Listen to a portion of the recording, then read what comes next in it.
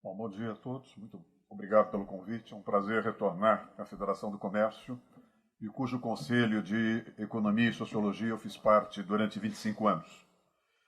Eu vou tentar levantar uma questão que, a meu ver, tem passado despercebida ou tem passado de uma forma maltratada pela mídia, pelos debates de um modo geral, e talvez raras pessoas tenham tocado nessa questão, que é a questão do sobrepoder dos estados que são economicamente mais deprimidos e menos populosos e do subpoder dos estados na Federação Brasileira que são mais desenvolvidos e têm maior população. Uma das raras exceções é o professor Jairo, que na página 97 do seu livro Representantes de quem? Os descaminhos de seu voto da urna à Câmara dos Deputados, toca no assunto. O Brasil nunca teve um legislativo nacional em que a representação dos estados fosse rigorosamente proporcional à população residente nesses estados. Qual é o critério que será utilizado para distribuir as cadeiras na Câmara dos Deputados entre as diversas unidades eleitorais do país? E a resposta mais óbvia, diz o Jairo, é utilizar uma fórmula matemática que garanta que cada região terá um número de cadeiras aproximadamente proporcional à sua população ou eleitorado. A grande questão que eu gostaria de discutir é exatamente esta que o professor Jairo coloca no seu texto. É a ideia de que o Brasil não tem e nunca teve um legislativo representativo em termos nacionais. Essa é uma questão que, como eu disse, tem passado despercebida hoje, mas quando eu iniciei a minha carreira como jornalista e como professor da Universidade de São Paulo, basicamente essa era uma questão bastante discutida. A questão partia de uma pergunta. A pergunta é: se São Paulo tem a liderança econômica do país, se São Paulo tem a liderança intelectual do país, se São Paulo tem a liderança científico-tecnológica do país, por que São Paulo não tem a liderança política? Por que São Paulo não imprime ao país, com a mesma eficiência do ponto de vista institucional e político, o seu projeto de poder econômico, cultural, científico e tecnológico? Para vocês terem uma ideia do que eu quero dizer, essa é uma discussão que foi travada numa tese de doutorado apresentada em Berkeley por um sociólogo mineiro extremamente competente, Simon Schwartzman. E para vocês terem uma ideia de como esse debate era importante, ali na altura da véspera do pacote de abril de 1977, quando o general Geisel fecha o Congresso, funde os estados da Guanabara e do Rio de Janeiro e divide Mato Grosso com Mato Grosso do Sul, nós tivemos um depoimento dado por um homem importante, um ator politicamente importante, Oswaldo Cordeiro de Farias, marechal e político, ex-interventor e governador em Pernambuco, Rio Grande do Sul, ex-expedicionário da FEB, o homem que garantiu Getúlio num certo momento, o homem que derrubou Getúlio num certo momento, um dos articuladores de 64, dá uma entrevista, um depoimento de vida à Fundação Getúlio Vargas, um pouco antes do pacote de abril, e vai dizer basicamente o seguinte: os empresários paulistas foram revolucionários maravilhosos em 64. Mas agora, quando se está querendo dar os primeiros passos no sentido de uma política social e de uma melhor distribuição geográfica da riqueza, quem faz a maior oposição ao governo? E ele responde: o empresariado paulista, chefiado pelo jornal Estado de São Paulo, que era do Grupo Democrático em 1930, mas partidário da hegemonia paulista sem discussão. Essa hegemonia existe, mas eles têm que abrir mão de determinados privilégios e olhar um pouco as regiões carentes no Brasil. E termina essa fase do depoimento dele ao CPDOC da Fundação Getúlio Vargas, dizendo que São Paulo, como irmão rico, devia compreender os irmãos mais pobres. E isso São Paulo não faz. São Paulo não é generoso. Ninguém deseja que São Paulo perca a posição de Estado mais desenvolvido, mas sim que não se oponha ao progresso das outras regiões, que não tente impedir, como tem feito, a instalação de projetos de desenvolvimento em outros estados. A liderança paulista parece não entender que a excessiva concentração de riqueza conspira contra São Paulo, pois no futuro nós teremos um Estado milionário cercado de miséria. O debate que foi travado em torno desta fala, deste depoimento do Cordeiro de Farias, mereceu, no dia 18 de maio de 1975, uma resposta do jornal Estado de São Paulo, num editorial da página 3, em que se dizia o seguinte: da mesma maneira como nós sempre sustentamos, no jornal, que era São Paulo que se deveria buscar a inspiração para qualquer política que visasse e aprimorasse o regime. Para quem se debruça sobre as realidades sociais e as procura compreender de uma perspectiva global, é em São Paulo, e por extensão no Centro-Sul, que se encontram presentes as condições de florescimento de uma civilização material adaptada aos progressos gerais do Ocidente e uma cultura capaz de se traduzir politicamente num sistema liberal e democrático de governo.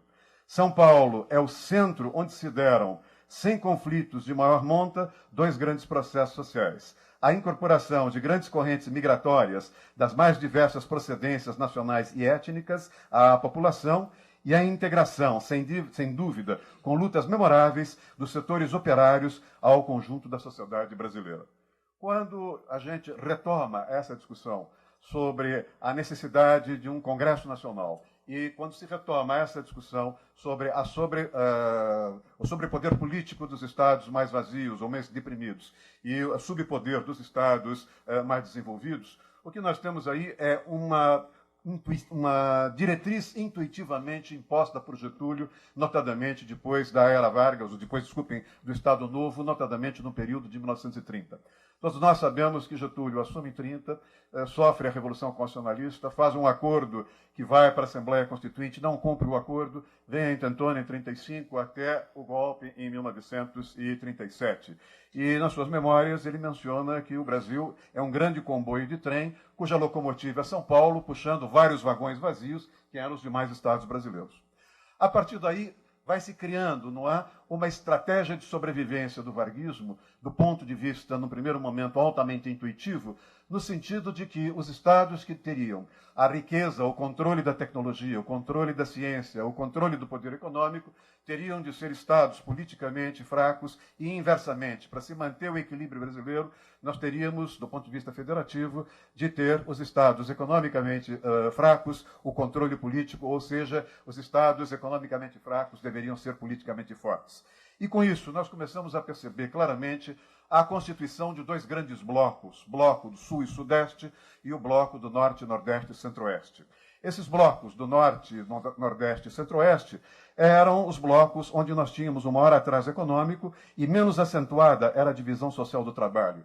E, portanto, menor a percepção política do eleitor e maior a dificuldade do eleitor dessas regiões para se desvincular do cabresto do poder. Inversamente, nas regiões mais desenvolvidas, onde é mais acentuada a divisão social do trabalho e maior a urbanização, a diferenciação social, o avanço da indústria e do setor de serviços, maior tem de ser a autonomia do eleitor na hora de votar. Quando nós vamos examinando o desenvolvimento dessa estratégia não assumida publicamente pelo varguismo, nós vamos perceber que ali na altura de 1977, no pacote de abril, isso fica absolutamente claro quando o general Geisel funde os estados da Guanabara e os estados do Rio de Janeiro. Naquele momento, em 1974, a ditadura havia perdido as eleições com uma vitória esmagadora do antigo MDB. Havia um risco, em 1978, quando se renovavam 2/3 do Senado, de uma vitória do MDB e, portanto, isso obrigaria o regime militar, num determinado momento, ou a mudar as regras do processo eleitoral, ou aceitar mesmo a eleição de um adversário pelo colégio eleitoral. Isso tudo vai fazer com que, mais uma vez, essa estratégia varguista venha à tona. Quando se funde Rio de Janeiro com Guanabara, nós temos um forte reduto da oposição, o fechamento, 6 vagas no Senado, 2 bancadas na Câmara Federal, nós temos o fechamento de 3 vagas de 6 do Senado e o fechamento de uma das bancadas de um estado fundamental na região Sudeste. Ao mesmo tempo, naquele mesmo ano, há uma divisão de Mato Grosso. Mato Grosso, um estado do Centro-Oeste, que vai ser dividido com o Mato Grosso do Sul. Ou seja, num estado menos desenvolvido do Centro-Oeste, essa divisão vai gerar o quê? Vai gerar o aumento da representação da mesma região, com mais 3 senadores no Senado para o Mato Grosso do Sul, somando a Mato Grosso do Norte, mais 3, 6, e, ao mesmo tempo, mais uma bancada federal. Na Constituinte, isso é convertido em norma constitucional. Nós vamos ter a criação na Constituinte do Estado de Tocantins, mais 3 senadores para o Centro-Oeste. Nós vamos ter a representação federal no Distrito Federal, mais 3 senadores para o Distrito Federal. E na região Norte, nós vamos ter Amapá e Roraima como estados. E com isso, nós vamos ter, para a região Norte, mais 3 senadores no Amapá, mais 3 senadores em Rondônia. Desculpem, no Roraima. O que é que vocês estão vendo? Vocês estão vendo que houve um aumento do número de senadores das regiões do Norte, Nordeste e Centro-Oeste, principalmente Centro-Oeste e, evidentemente, a região Norte, E isso dilui a representatividade dos estados do Sudeste do ponto de vista do Senado. E nós temos, ao mesmo tempo, como é um sistema bicameral, a questão da Câmara, que deveria, como o professor Jairo coloca no livro dele, representar a sociedade na perspectiva da Constituição Americana de 1787. Cada cidadão, um voto. O que nós vamos perceber é que a Constituinte vai criar uma regra que, de certo modo, contribui para aumentar essa distorção que eu tenho mencionado. Fixa um teto de 80 deputados, de 70 deputados para os estados mais desenvolvidos e dá um mínimo, um piso para os estados recém-criados de 8 deputados. O que nós vamos ter, a partir daí, em termos aproximados, é uma distorção do ponto de vista da representação democrática. Nós estamos falando em sistemas, nós estamos falando em sistema partidário, nós estamos falando em melhorar a qualidade do sistema partidário, mas uma coisa é melhorar a credibilidade do sistema partidário, vamos dizer, assegurar a legitimidade do sistema partidário. A outra é verificar qual é o xadrez, qual é a gramática, qual é o xadrez em que esse sistema partidário vai operar do ponto de vista congressual. Os números que eu tenho são números aproximados. E esses números revelam, basicamente, que nós devemos ter, nas regiões do Norte, Nordeste e Centro-Oeste, 42% da população e 38% do eleitorado. E nas regiões Sul e Sudeste, nós temos alguma coisa em torno de 58% da população e 62% do eleitorado. Fica visível aí a existência desses dois Brasis, não é? Um Brasil mais desenvolvido, porém politicamente mais fraco, e um outro Brasil economicamente menos desenvolvido e politicamente mais forte. Para nós examinarmos, não é, o impacto dessa distorção, eu tenho aqui os seguintes números, como disse, números aproximados. As regiões Norte, Nordeste e Centro-Oeste, onde se concentram 38% dos eleitores, tem alguma coisa como 52% dos assentos na Câmara. E no Sul e no Sudeste, regiões que concentram 62% do eleitorado, nós temos alguma coisa em torno de 48% dos assentos. Em outras palavras, as regiões que têm 38% do eleitorado têm uma maioria simples na Câmara, e as regiões que têm 62%, 2/3 do eleitorado, têm uma minoria de 48% da Câmara. Com um detalhe, esses deputados que integram as bancadas do Norte, Nordeste e Centro-Oeste têm uma visão regional, têm uma visão de buscar recursos federais para suas bases estaduais e as suas bases locais. Quem acompanhou, eu acompanhei como repórter do Jornal da Tarde a Constituinte em 1988, quem ia a Brasília na época da Constituinte, logo que saímos do aeroporto havia uma placa. Somos X deputados dessas 3 regiões e X senadores dessas 3 regiões e uma só causa, a causa regional, a causa dessas 3 regiões. Quando nós olhamos os 48% da Câmara, nós vamos ter aqui um forte dissenso ideológico. Ou seja, os 48% dos deputados do Sul e do Sudeste muitas vezes olham ou em função de interesses populistas ou em função de interesses de projetos de poder, projetos nacionais de poder para o Brasil. Enquanto nós temos, não é, um fechamento de questão dos 52% dos deputados na Câmara, que representam Norte, Nordeste e Centro-Oeste, nós temos uma fragmentação, ou muitas vezes um dissenso, nos 48% da bancada que representa os estados do Sul e Sudeste, onde nós temos 62% do eleitorado. Isso vai gerar uma discussão que é, a meu ver, a questão da governabilidade, mencionada pelo Jairo e mencionada pelo Zé Álvaro. Isso vai gerar um processo que a gente pode chamar de má qualidade do processo legislativo. Para se ter uma ideia do que eu quero dizer, eu vou tocar basicamente na questão das propostas de emenda constitucional que têm um quórum elevado para aprovação. As propostas de emenda constitucional dependem de 2 votações na Câmara, onde elas obtenham, no mínimo, alguma coisa como 308 votos. E, no Senado, elas dependem, para aprovação, de 2 votações com 49 votos no Senado. Quando nós olhamos o Senado representa os estados, essa diluição da representatividade da região Sul e Sudeste é ainda mais alta. Para vocês terem uma ideia, as regiões que têm 38% do eleitorado controlam 74% dos assentos do Senado. E as regiões que têm 62% do eleitorado controlam apenas 26% do Senado. Vocês estão percebendo claramente que nós temos uma distorção do ponto de vista representativo, e a minha ideia é mostrar como é que isso compromete a governabilidade na medida em que isso gera dificuldades na aprovação de propostas de emenda constitucional, como principalmente é o caso da reforma previdenciária. Eu disse que o quórum é um quórum qualificado de 3/5. Mas quando nós olhamos, não é, essa diluição da representação do Sul e do Sudeste, do ponto de vista da Câmara e do Senado, nós vamos fechar um quadro um pouco mais sombrio.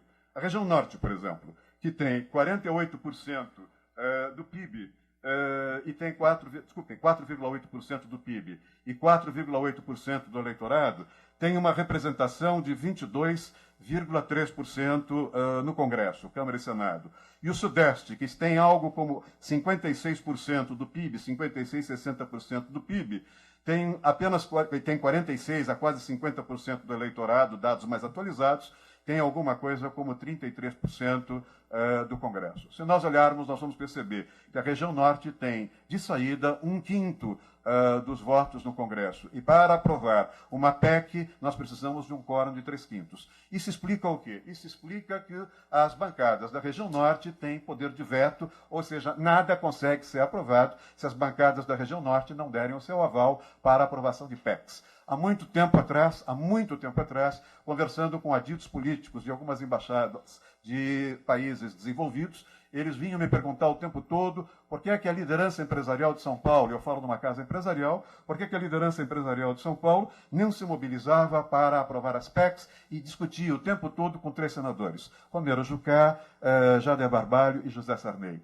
Quando nós olhamos esses 3 senadores, são os 3 senadores que controlam a ferro e fogo as candidaturas para o Senado, as candidaturas para a Câmara dos Deputados e, portanto, exercem esse poder, vamos dizer, esse poder de veto dentro de uma estratégia franciscana do toma lá da cá. Isso vai fazer com que nós tenhamos a má qualidade do gasto público. Essa má qualidade do gasto público pode ser vista por um dado do IPEA. Mais uma vez, as bancadas do Norte, as regiões Norte, Nordeste e Centro-Oeste, contribuem para a Receita Federal em impostos diretos e IPI, Imposto de Renda, com 18% do total da receita. As regiões Sul e Sudeste, que têm quase 68,7% do PIB, contribuem com 82% dos impostos IPI, Imposto de Renda, do total da receita de IPI, Imposto de Renda, para a Receita Federal. A transferência, não é, desses recursos se dá para as regiões que contribuem com 18%, elas recebem 64% nas transferências. As regiões que contribuem com 82% recebem 3%. Não é essa transferência que me preocupa. Ou seja, é natural, foi assim na Itália, enquanto existiu a Casa del Mezzogiorno, foi assim nos Estados Unidos. Os estados mais desenvolvidos financiam o desenvolvimento dos estados mais atrasados. O problema é a má qualidade do gasto público. Quando esses recursos, 64%, chegam às bases locais, eles acabam quase sempre alimentando esse fisiologismo, alimentando essa clientela, alimentando essa, vamos dizer, má qualidade do sistema partidário brasileiro. Isso, num determinado momento, gera distorções do ponto de vista da governabilidade. Na penúltima reforma da Previdência, a última foi do governo Lula, a penúltima foi de Fernando Henrique, em 1999, para aprovar a reforma da Previdência, olhando o orçamento realizado naquele ano, nós vamos perceber um dado absolutamente fantástico.